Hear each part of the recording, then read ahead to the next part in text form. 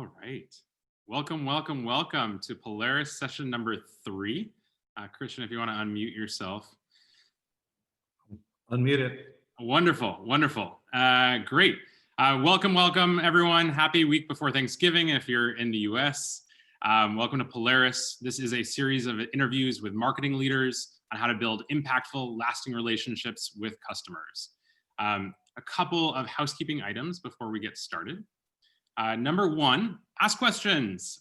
We are here. I know a lot of you submitted questions before the session, and we have those, and we're going to see how many we can get through to Christian during our session, our 45 minutes.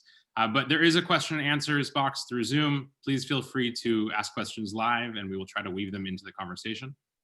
Number 2, please tweet at us. It's at AnyRoad or hashtag Polaris by AnyRoad. Number 3, check your audio settings. You can configure them on the bottom left of your screen. And number 4 is behind. We are recording this. So we will send out the recording afterwards. It'll be available on our website, anyroad.com as well. Great. Really briefly, I'm Daniel Yaffe, the Chief Operating Officer over here at AnyRoad. For those of you who are less familiar, we were founded in 2012. And we're an experiential data platform for brands to scale and optimize customer experiences that change behavior. So companies like Anheuser-Busch, Honda, Michaels, HEB, and Tabasco all count on AnyRoad for everything from activations to tours to classes. On the brand home side, I'm actually excited to see a lot of our customers on the call. At a glance, I see a bunch of folks over here from Budweiser. We support 5 of their locations in North America. I also see some of the great folks at Diageo, Founders Brewing, Sierra Nevada, and some folks from Beam Suntory. Thank you guys all for joining us. Lastly, if your brand is investing in experiential, please check out our website at anyroad.com or reach out to talk to us. All right.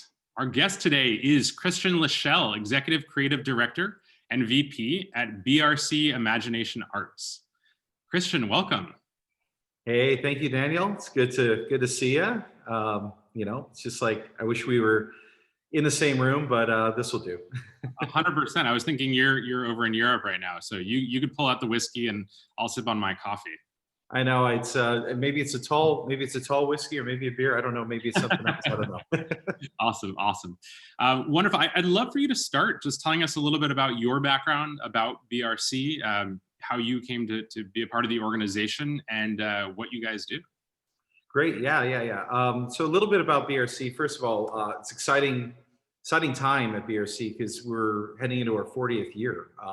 So we're celebrating 40 years of creating experiences, building brand destinations, and we're an experience design and production agency that really focuses on human experience. And we talk about kind of awakening the best in people. Everything we do is really centered around bringing stories to life, making connections, building great hospitality, and more importantly, helping our brands and customers in a wide variety of sectors really connect with their customers and their audiences. That's really what we do. I got into it from a weird place. Started off, my father was a general contractor, so I grew up on built spaces, doing everything from running conduit and roofing and actually building things physically. And then I went in the U.S. Navy and I spent some time with Naval Special Warfare and SEAL training. And then after that career, I ended up going back to Chicago and working in marketing and got a degree in advertising design, and then ended up at Art Center in Pasadena, where I got my degree in experiential and really bringing stories to life. And I started doing work at Universal Studios as one of our sponsored projects, and got really hooked on that. And I had a couple of teachers who were Imagineers who were doing work at Disney, and one of them had left and started to work at BRC, and they called me and said, "Hey, what are you doing? We got this really cool project." And that was nearly 24 years ago, and I'm still there. And I think the reason why is every project is different. Every client has a different, challenge. And I've just had the luxury, well, not even just the luxury, just been honored to work with so many great clients in so many different countries. Our work takes us, I think the only place we don't work is Antarctica. So literally have worked all over the world with amazing people and with some incredible teams. And we do have a great team at BRC. So Awesome. Maybe we'll open the Antarctica home of snow at some point. well, yeah, the way things are going, sure, we probably need to tell that story. So that's Yeah. great. Yeah. I would love, just for context, if you can tell people a little bit about some of the projects that you worked on that we might have heard of. Yeah, so a lot of stuff in the brand space for sure that we've worked on.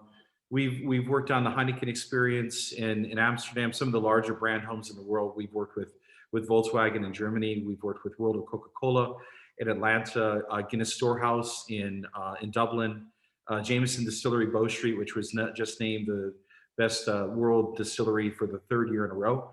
And so that was a great sort of piece. But we're working across the world. We're working on projects in China with different groups, and also not only in the spirits industry, but we do a lot of work with like Ford Motor Company, and we work with Boeing in that sort of space. We also work with studios in their spaces as well. We've done work at a wide variety. In fact, one of our first projects that got me hooked, and I didn't get a chance to work on this, but in our background was working on the animation tour for Disney back in the day. That was one of our first kind of brand home tours and helping to define Disney animation for Disney animation. And I think the roots of that still hang true in what we do, no matter who we're working with, whether it's aerospace or NASA or spirits or just, it's all about telling great stories and building connections. That's awesome.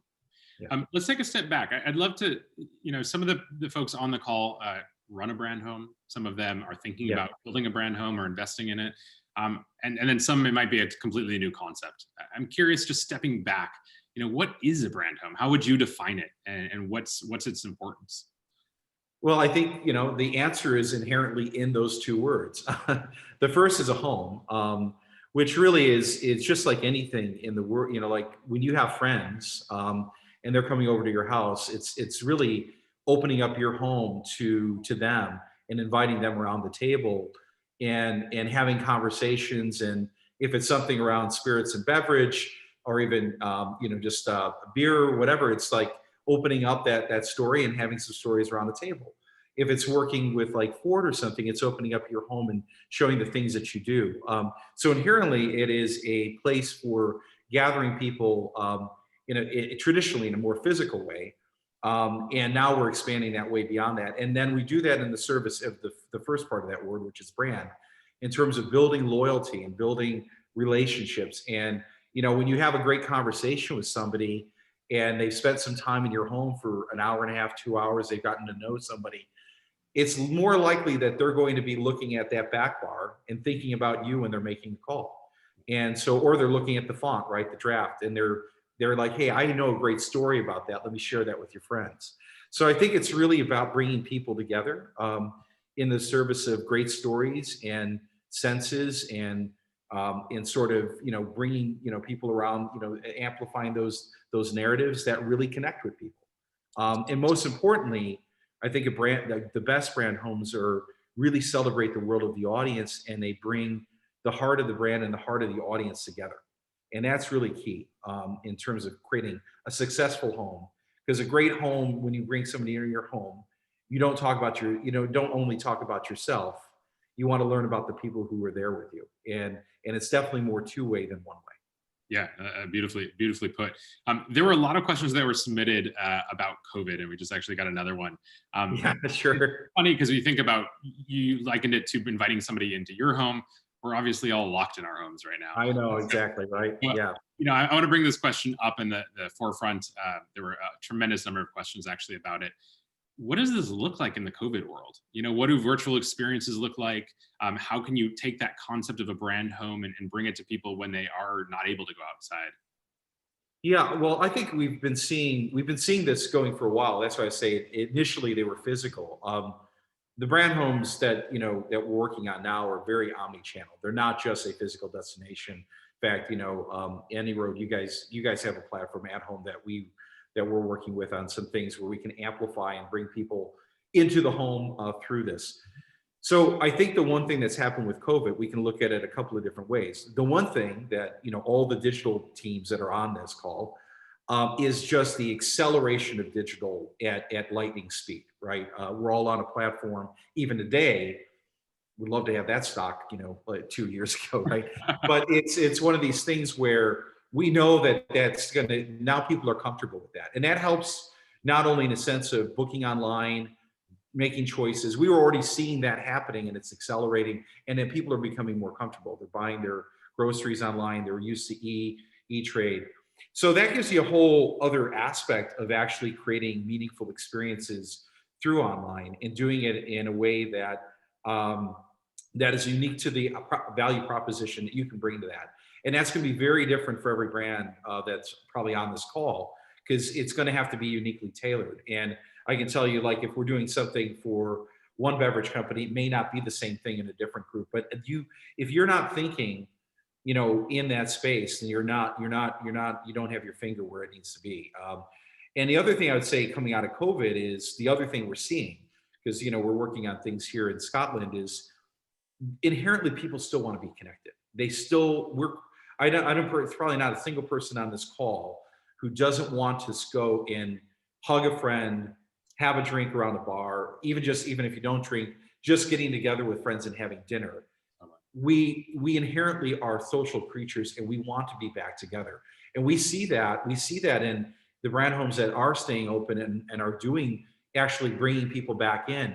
They're craving it. They're loving it. They're spending more. We're seeing increase in spend. But the reviews have just been so generous. So you can do really great physical things in this situation if you're smart and you stay safe. I think ultimately we're going to see a big rebound. Maybe a little while, but we will see that. But people crave experiences and human connection, and we're going to see that. And whether that happens virtually or physically, my sense is, and where we see it going, is you're going to have to do both moving forward. And that's great. More reach, more conversations, more chances to engage. That's awesome. So, I love that concept that you mentioned, which is like the omni-channel brand home, right? Like how does that have touch points? That's fascinating. I'm curious what goes into creating the experience. I mean, you guys come in sometimes very, very early, sometimes much later. What should brands be thinking about if they're thinking about creating a brand home or revamping their brand home? Well, we always say, where we start is always in the heart of the audience, and the heart of the brand, and I think that's really where you really have to understand from the very beginning when we're starting, whether it's existing brand home or something that's brand evergreen, like greenfield project. You have to ask the deep questions. What are we doing this for? What are the real measurements that we're trying to, what are we trying to achieve through this platform?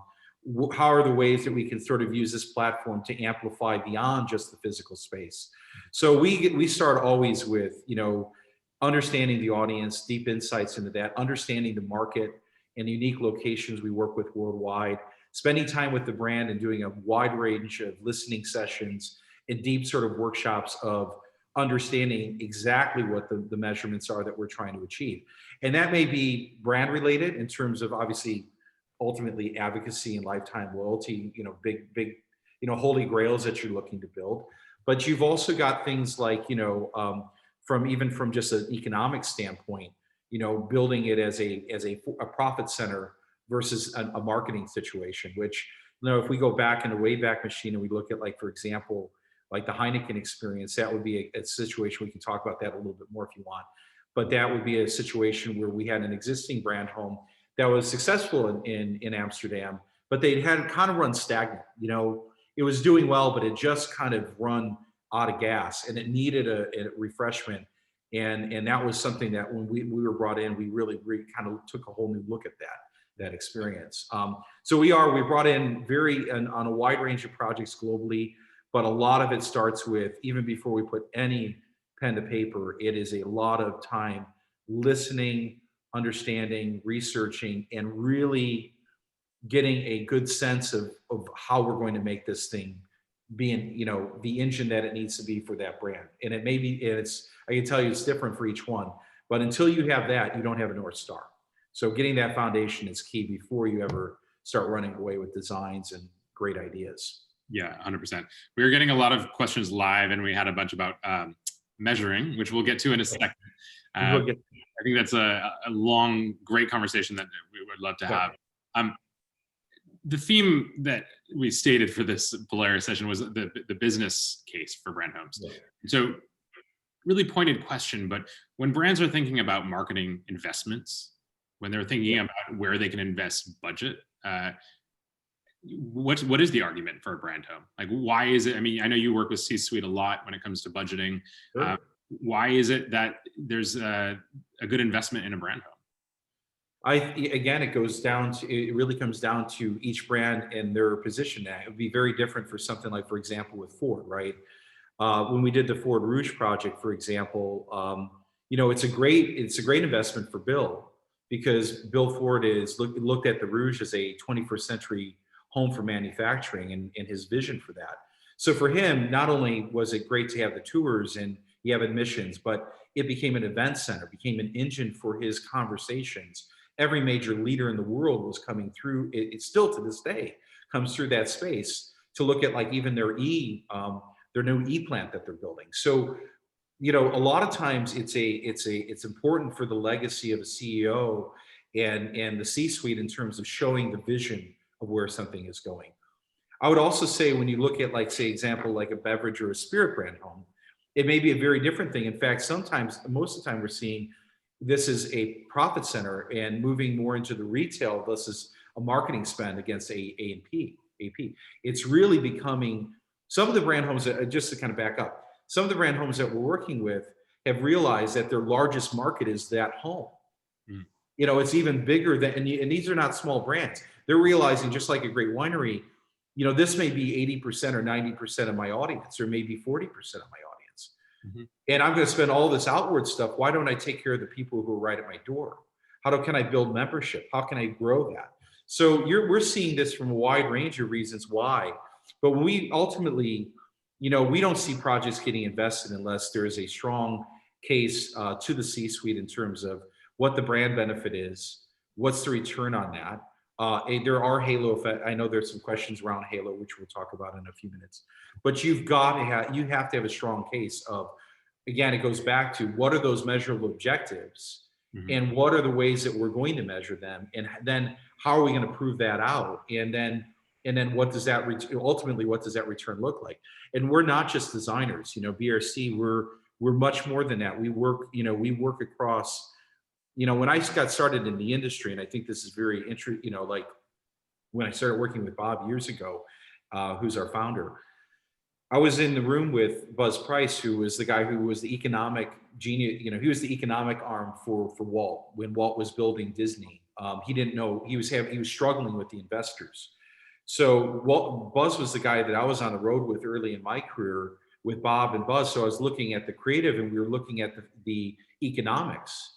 And I never saw anything in this industry that wasn't intrinsically linked like this, and the benefit to whatever the brand is as well. But you can't just have great design. I mean, I think that's one of the failures, is you see a lot of things that look pretty, but there's no real intention underneath it. It's just a great looking space, but it's not really an engine for the brand and how it's moving forward, and how it changes over time too, which is usually not properly invested. The business case is not a proper business case.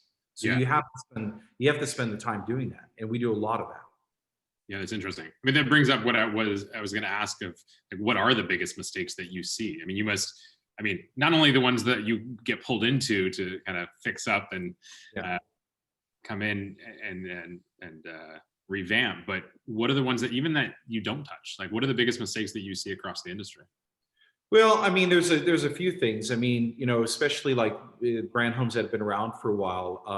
Oftentimes they have gone static. They're not staying up with their reinvestment. So one of the things is just, again, not staying current with the brand. I'll give you an example where, like, when we started working with Jameson several years back, the brand home was getting 4-star reviews on TripAdvisor. Everyone was like, "Hey, happy days. It looks great. People are coming."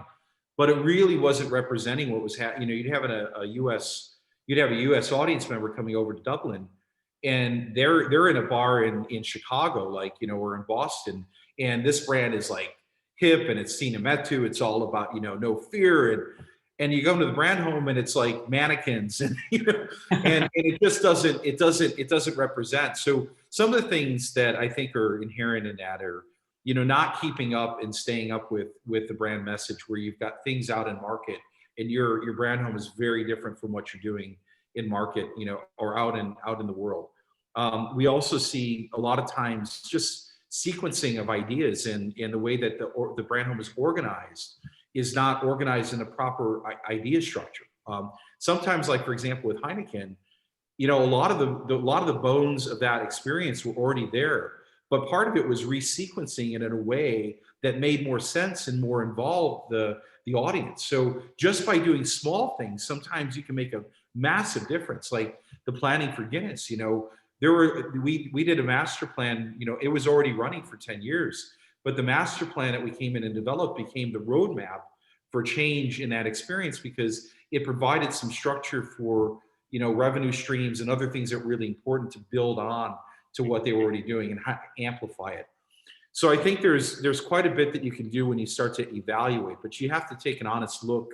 You have to be willing to take an honest look in the mirror and really understand what you're getting right and what you're not, where the challenges are. And then again, maybe reset the objectives and the compass in the right direction. And that's a lot of the work that we end up doing. We end up doing quite a bit of that work. Global. Makes a lot of sense. It's interesting you talk about the audience, or like the audience going to Jameson.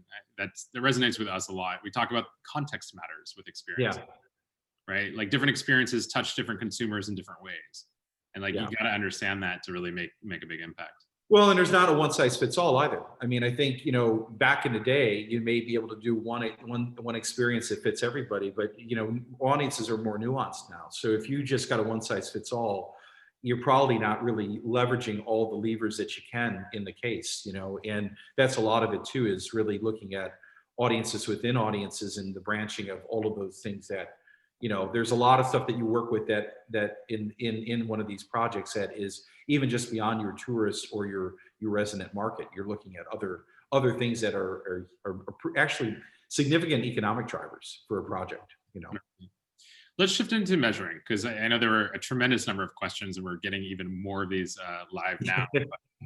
Sure. It's always the question, right? When I've been, and you've been to experiential conferences, everyone raises their hand at the end of a talk and says, "This is great. How do you measure this? Like, what's the point of it?" So I'm curious, like, how do you think about measuring brand homes? What other gaps are there that you're seeing brands, have? And then ultimately, how do you track that loyalty, or that lifetime loyalty, and increase in customer lifetime value? Yeah, so I think it really breaks down into a couple of different buckets. When you look at measurement, the brand will have their own measurements. Obviously looking at, are people coming away and kind of getting the deep messages, and can they follow up with them, and did they have a great experience, all that kind of stuff. But if we get into the hard numbers, I mean, obviously you've got to have revenue. So, and there's plenty of ways. I mean, we, not only, working with you guys on platforms that allow us to track admissions and then additional revenue streams. I mean, you should not have a single revenue stream approach. I mean, you need to be looking across the board at several different types of revenue streams that fold into a unified kind of system, and you can track that. So obviously admission is one. But it's also kind of like looking, I wrote something I think recently in Forbes about going from mass to niche. It's not necessarily that you have to have more people. It could be that you are tailoring your experience to having fewer people at a higher, spend. So, obviously we look at, is there sort of a number of people coming? Is it sort of relevant with the market and the scale? Are you performing up to where you should be in that? So that's one measurement. Are we attracting the audiences we want? Are there enough of them based on the market? And are we pricing that properly to get admission? Even within the resident market and the community market, then looking at event spend and looking again at virtual events and those pieces. So obviously we look at events across the platform, including virtual events that you can actually, if you have a seamless platform, you can actually have all these revenue streams coming in and actually tracking your impact. I mean, you could be looking at your numbers on a day-to-day basis or even hourly. I mean, you don't have to look at it. Like if you're looking at reports a month later, you're not in sync. You should have a live dashboard that's really showing you what's going on. You've got to look at the retail sales, and that's not just physical. I mean, there's lots of things to drive retail on site. But there's tons of stuff in the e-commerce space now as we're starting to open up, and you can see the impact of like Drizzly and other sort of organizations that we can partner with and sort of build out these unique experiences and also drive unique product offerings online. You've got to have all those things working.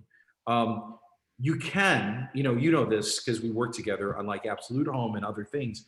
You can look at, impact from the audience coming out. And you can not only look at that from, let's say, the TripAdvisor scores, but you can look at NPS. You can look at the Net Promotion Score. You can look at, we can track that through these systems that we have and that we're using, right? Daniel, with you, through that system, we can track that. We can see how we're doing in real time. We can also respond in real time. If we have somebody who didn't have a great guest experience, we can turn a negative into a win, right? And you have to be very responsive with that. For some reason, somebody has a bad day. I think the other thing around that is really looking at other halo effects, right? What's good for the community? What are we doing in terms of jobs? What are we doing in terms of sustainability? So many companies that we're working with now have massive goals in their sustainable role in the world and how we tell those stories. Community benefit here, like where we're working currently, is super important for these local communities and the benefits that we build out of that. But we did do a study with a couple of brands, and they were 4 or 5 year studies. And we looked at brand home benefit post visit. And we followed up years later, like a year and a half later, 2 years later, 3 years later. And we could see them still buying from that. First of all, power of memory, absolutely critical. Looking at loyalty, absolutely. Them not only just lip service, but actually talking about their experience, even a person that they met. And they felt like they made a friend at that home. And it had called to them when they were in the bar making a choice or doing something at home. They came back and they were actually buying from that brand well into the future. So if you look at even at like 250,000 people a year, maybe at a brand home, or 40,000, if you can grow that and you know that you're getting about 80% of them are continuing to buy your product. I mean, we're looking at, multiple millions of dollars additional revenue as a result of coming through the brand home, not from admissions that day. You're talking about, quite a bit of follow-up. And, that's data that we've been working on and studies and stuff that we have. But I think it's, there are ways to measure it and stuff that we've been working on in this space because we've been doing it a while. So we see it and we know that it has lasting impact. And you can see it at, you don't have to go that far to understand if you do a great experience. Disney and they know. I mean, they see it. The people come dressed in I don't know how many weddings we've had, I think when we were at South by a couple of years ago, we had I think we had a triple encore session because we talked about the wedding that happened at Jameson, In fact, we just, we're working on the Las Vegas, thing. And, there's already like buzz, just so much buzz that's going on around that, Yeah. So we don't know when will be the first wedding, but I can imagine it's not going to be long. People love these tribes and love to be part of it, and they really it becomes a big part of their journey. Yeah, 100%. It's so interesting. That's part of our genesis story of AnyRoad. Some people know on the call, I know that I wrote a whiskey book, and I was in distilleries all over Scotland, cutting peat and Islay. And having amazing times. And I still look at these brands, I still have them on my shelf, and yet they have no idea who I was, right? They have no idea that 15 years later, I'm still talking about their brand. And that's why we started as a company, right? Helping brands ultimately measure that. And there's that you also talked about, like the revenue on the one side, right? Which we consider one-dimensional metrics, then the impact metrics, right? And I think those impact metrics are what a lot of brands are now turning to, three-dimensional metrics. Exactly. It can't be a one-dimensional. That's why I said when you're measuring, oftentimes people only look at the economic performance, but you've got to be looking at it more 360 in terms of more dimensional. And we've been talking about this for years, Daniel.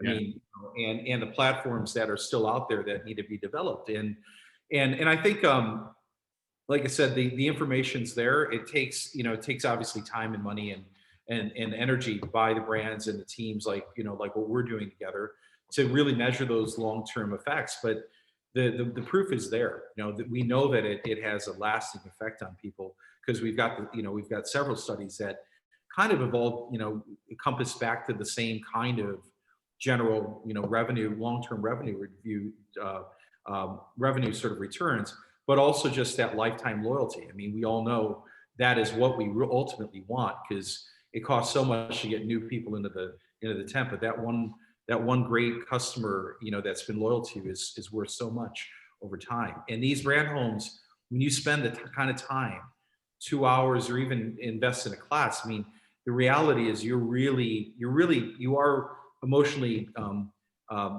more connected, and we see that because you're using the senses. We're using two-way conversations. We know that people feel it, and we know that people vote with their emotions, right? So, I mean, I think it's very, like, when you're looking at the bar and you remember a story, you're going to go to the thing that you emotionally connect to as you're scanning that bar, and you're going to remember, that's a great story. I can share that with my friend. Yeah. So, our advisor is the chief growth officer at Coca-Cola, always says that experiences are the only thing that drive loyalty. Right. And I totally agree on that. Absolutely. I want to get to one more question, and then we'll ask some questions from the audience as well, even though I've been weaving some of these in. When you think about the future of experiences, the future of brand homes, and this is a little bit more long-term future. We talked about COVID. We talked about probably what 2021 will look like. When we talk about the next 10 years, 20 years, maybe the next generation of brand homes, what do you foresee? I see I see an optimistic future. I mean, obviously, we've got an investment in that, but I really believe that. I mean, if you look at the evolution of, go back to like when kind of brand homes started, people just show up to the distillery, or they'd show up to a factory and say, "Can I get a tour?" Or they go to a World's Fair and they'd see like some great brand that was celebrating, and you'd see the award of, I don't know, Heineken winning in Paris, or whomever, name the brand. You wanted these big awards. Ultimately, people are craving experiences. I think one of the things that's going to change is, these are platforms that have to, evolve over time, and they're not completely static. And I think you have to think about them in that way. And I think you also have to be thinking about both physical and digital at the same time. I don't think you could just park one or the other. I think we know this, because it can not only help you with your metrics, but it's also extended reach, and you're building relationships. I mean, you talk about your platform as an experience relationship management tool. We believe that all of these brand homes are relationship builders. They are the platform for building those relationships. So then you're connected. So I see them, happening in that space. We also seeing, there is a move more towards retail and that approach. We're also seeing some scale of the different brand homes and then flagships that represent in different places or travel.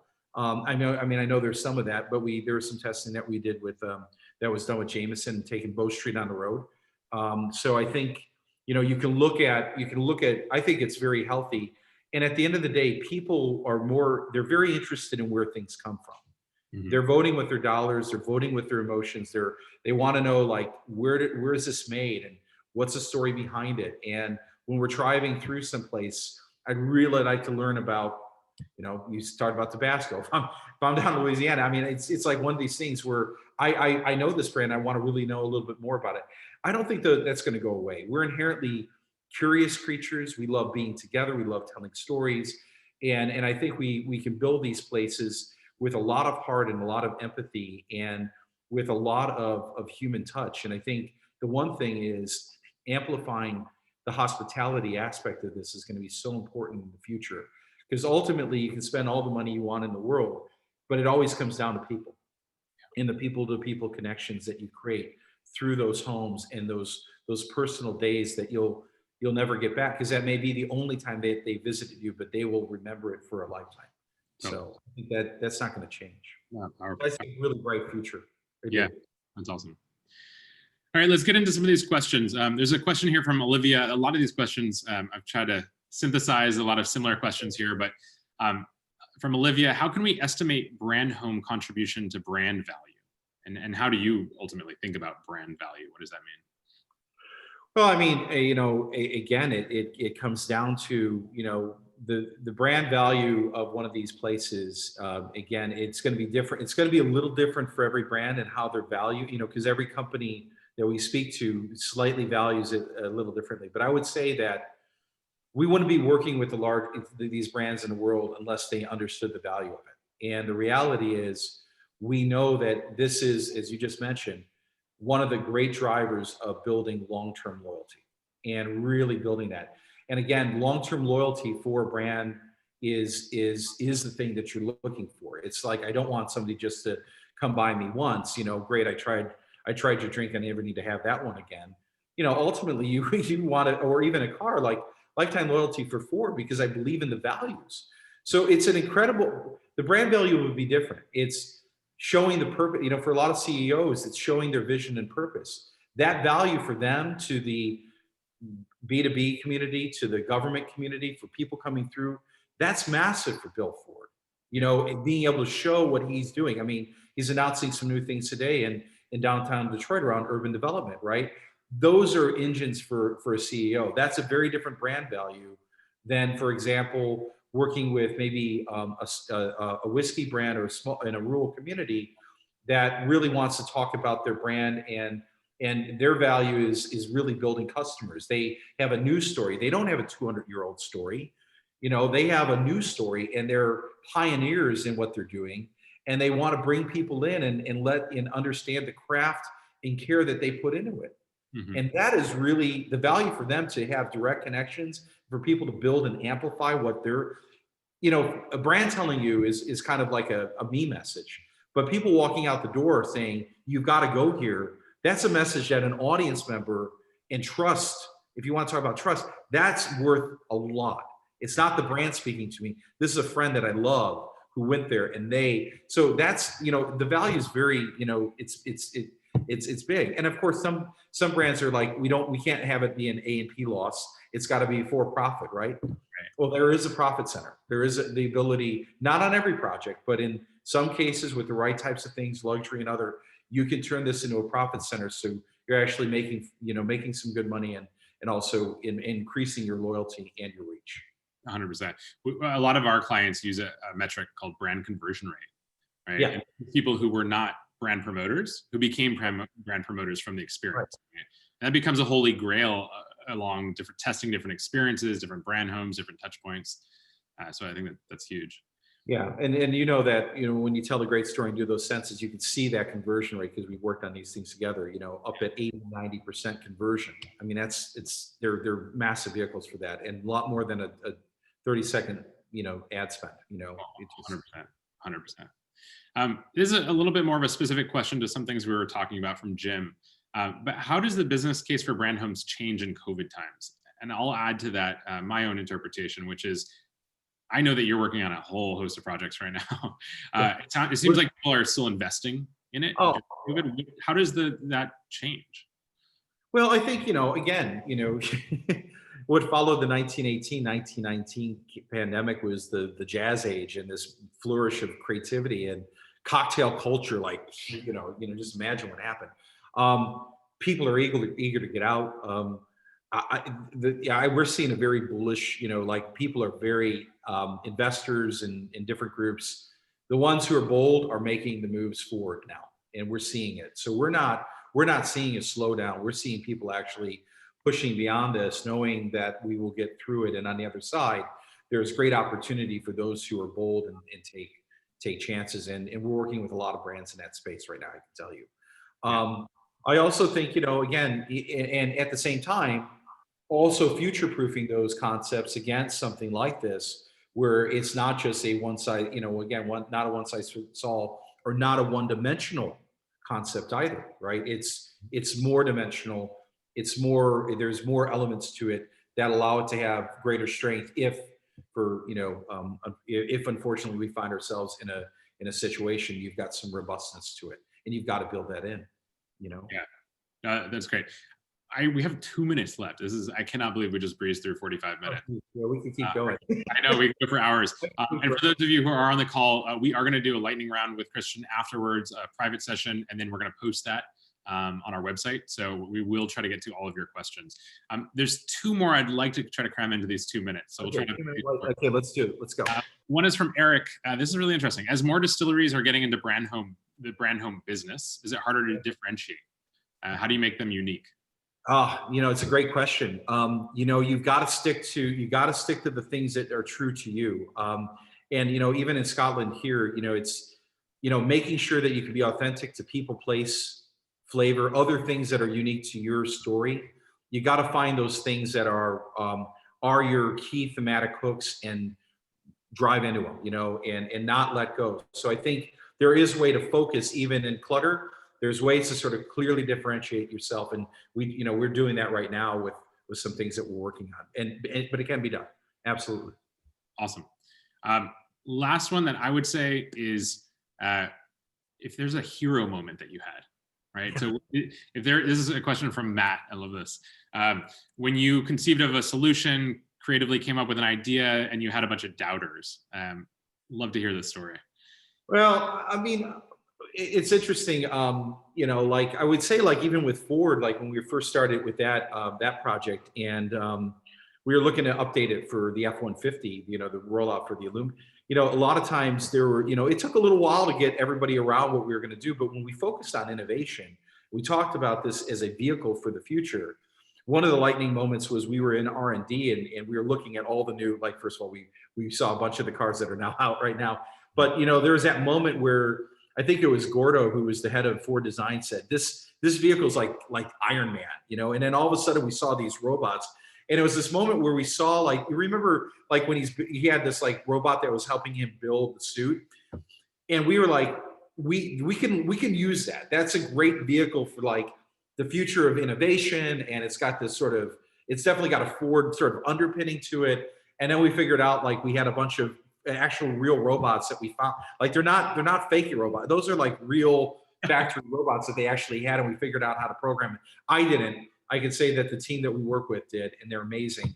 Shout out to Edward on that one. But I think it's like some of those times where you can just find, even from the inspiration from the actual designers working on those products, it gives you the lift, almost like like launching us into a place where then all of a sudden leadership and everybody's excited. And more importantly, when those 10-year-old kids come in and those things light up, all of a sudden all the phones are off and they're like totally into it. So ultimately, it still goes back to the audience. What are you going to do to make them excited, have fun, and just be talking about you for not just days, but years? For sure. Awesome. Christian, thank you so much for joining us. Thank you all for all the attendees. This will be available on our website. We'll follow up with it.